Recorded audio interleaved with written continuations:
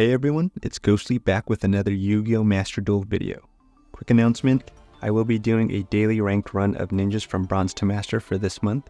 I know the video is out late into September, so we are already underway and have reached our upper gold as of now. But if you're interested or have any questions, you can catch my usual stream days Wednesdays and Sundays. Come hang out and check out my Twitch channel in the description. Also, we've just received the new ninja support right before we were getting ready to upload this video, but we won't be covering them here. I do have loads of ninja content ideas down the road, so subscribe to the channel if you're interested in staying up to date with all things ninja. Before we get into the deck profile, in the comments down below, how did you learn about Yu-Gi-Oh? And do you play Yu-Gi-Oh at any capacity, like Duel Links, Master Duel, or the TCG? Or are you just here? I'd like to know. Alright, so first off, we're going to start off with the ninja portion of our deck profile, of course. And we're running 3 Ninja Grandmaster Hanzos. No surprise there. He's your best starter in the deck, and you always want to try to have access to him. Searches on ninja cards based off how he's summoned. Effect is not on a once per turn, so my goal is to summon him out as much as I can, which leads into Upstart Golden Ninja. His purpose is to search for Hanzo and help combo off, but his effect is a -1 and card advantage if he gets negated, so I just run 1. Then we have Twilight Ninja Shingetsu, which protects your other ninjas from targeting effects and attacks, and then searches for a ninja monster from the deck once destroyed and sent to the graveyard. Also helps me search for a Hanzo. Next up is my personal favorite, Black Dragon Ninja. Can't be special summoned except by the effects of a ninja card. Can banish a monster on the field by sending one ninja monster and ninja spell or trap from the hand or field to the graveyard. His second effect is when Black Dragon leaves the field, you can special summon, or you special summon monsters, it's banished back to the owner's field. It's mandatory. He's useful for dodging abilities, freeing up your back row, can help proc summoning effects if you have them, like Hanzo, and is a soft once per turn. So if you have the resources, you can attack and use his effect multiple times in the battle phase for more attacks. There are just a handful of things you can do with this guy that make him interesting. Next up is Twilight Ninja Getsuga, the Shogun. This guy helps me access the ninjas in my graveyard easier, but he's focused on getting Hanzo pluses mostly. Having a 3000 defense body on the field is also nice, helping me maintain a ninja presence on the field. Next up is 1 Twilight Ninja Kagan, a combo piece we'll get into later. And then we have 1 Jogan, which is a decent extender and offers piercing if I ever need it. Then we have Hidden Village of Ninjutsu Arts. Helps protect my ninja plays from destruction once per turn and helps recycle my resources, which also helps me get more value as the game goes on. Ninjas are a control deck with options to combo, but they have trouble rebuilding a board. This offers another layer of protection and helps with my consistency. Next up we have is Ninjutsu Art Notebook. Gives me flexibility where I'm not too reliant on Hanzo's normal summon since I like to special summon him so much. It helps keep my field spell live, I guess, or it makes it live immediately if I search for it. And then we have on Rust Mist, ninjas don't have really many tower options and struggle to clear boards in my opinion, so this helps mitigate that issue having their attack power, so there are things that I can attack over now, hopefully. Then we have Duplication, which is mostly to help me get back into Hanzo. Ideally, I have like a board set up, and this will help me get a Hanzo from my graveyard or just get a piece that I need. And then lastly, we have Ninjutsu Art of Shadow Sealing, and this is just to help keep them out of the extra deck. If they have like a link in the extra monster zone and I manage to banish it, and I have something in my extra monster zone, then they're kind of locked out of link monsters at the very least, which I feel like ninjas have trouble with link monsters. But that's it for the ninja part of the main deck.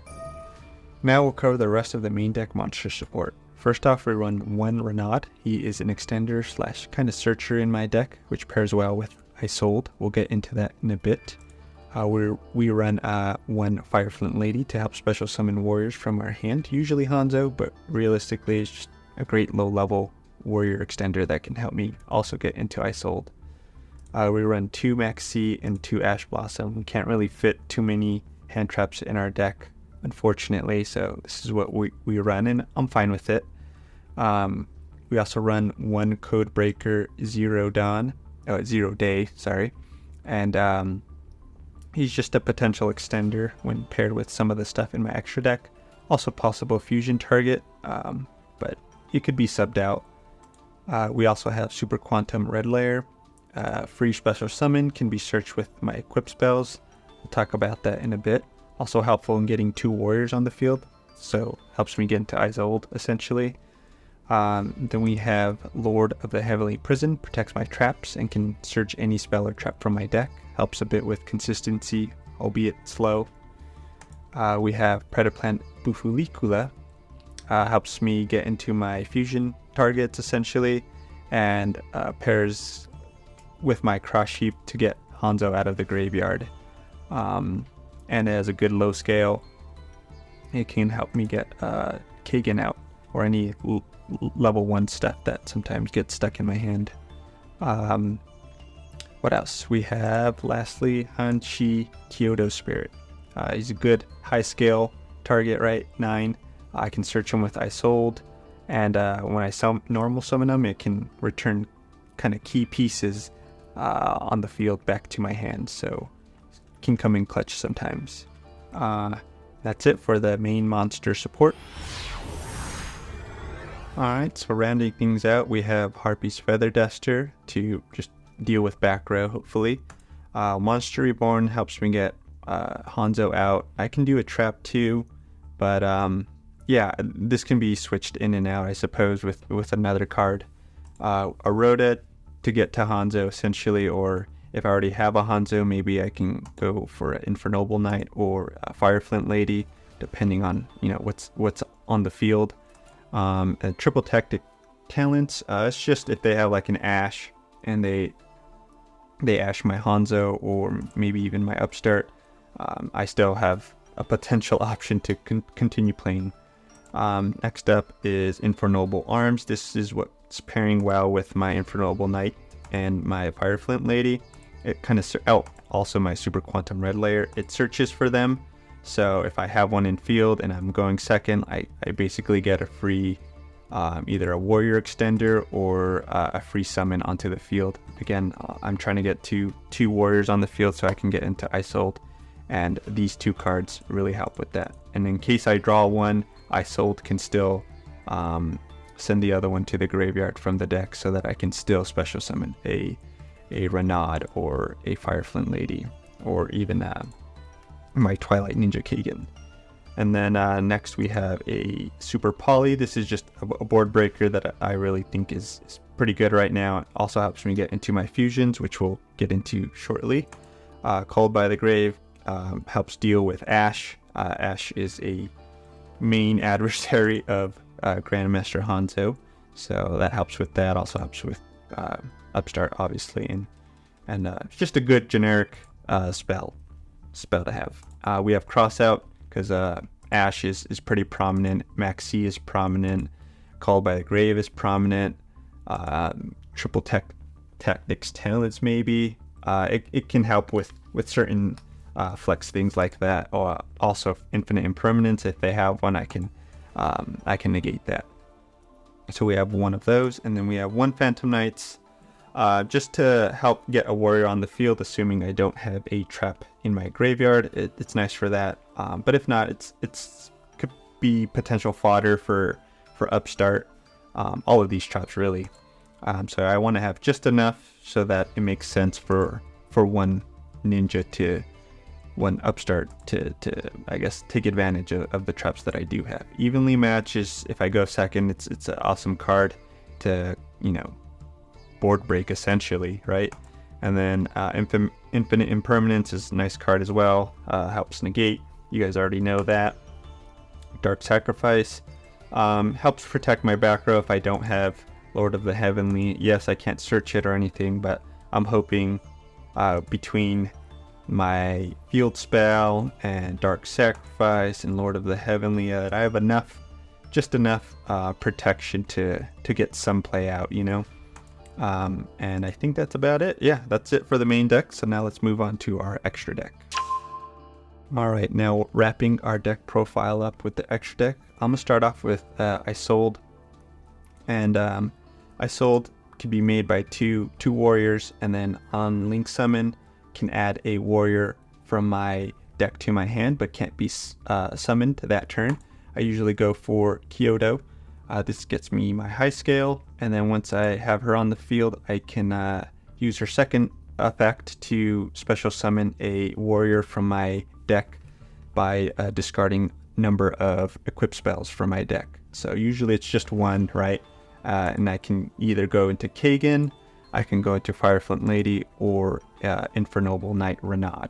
And each of them have their uses. So then from there, if I go, let's say with Kagan, I can go into Beyond the Pendulum. Beyond the Pendulum searches for another Pendulum card, and I usually go into Predaplant Bufulicula, which helps me get Kagan back out onto the field. And if I have enough material, I can fuse using this and something else. So that's why I have Isolde. That's why I have Beyond the Pendulum. And then if for whatever reason that play isn't maybe the most optimal, I can go into Renaud, get my equip spell card back, and then search for either a Fireflint Lady or a Quantum Red Layer.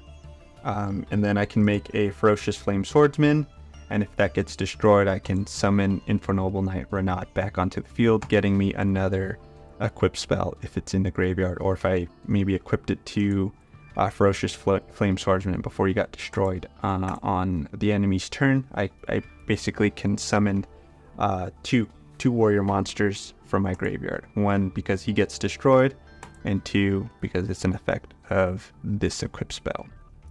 Alright, so now let's go into our fusions. This is just a super poly target. Garura also super poly target, but I can make Garura with Bufulicula and some of my ninja monsters, so that works out pretty well sometimes.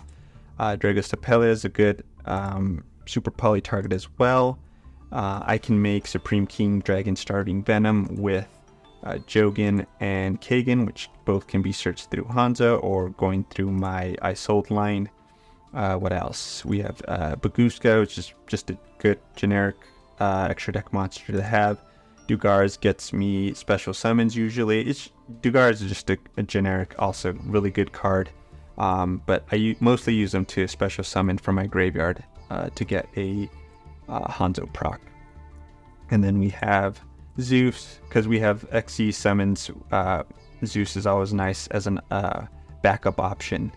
Then we have Saizo, of course. I don't go into him all the time, but when I do, if I have enough materials to go into him, he's just a small piece to help me extend sometimes. And what else? We have Cross Sheep. Cross Sheep helps me get Hanzo out of the graveyard as well. If I can manage to fusion summon any of these guys or special summon them, which is nice. Codebreaker Virus Swordsman. I like him because it's easy to make, and if he gets destroyed, he comes back, and I still have a warrior on the field at the end phase. He also special summons Codebreaker 0 Day, so if they have a Link monster and I can point to it, I could throw this on their side maybe, and then if it's a monster that is kind of towering, Codebreaker 0 Day kind of helps mitigate that by lowering their attack by 1,000. And then we have their upgraded version of Codebreaker Virus Berserker, and this helps me deal with back row removal too if I can get them out. And it's just link climbing, it helps link climb as well. Lastly, we have Saryuja the Skull Dread, which I use to either try to fix my hand or as a generic extender. Ideally both. And that's it. That's the deck profile. I hope you guys enjoyed the video. Please like if you did. Be thoughtful and take care. Later.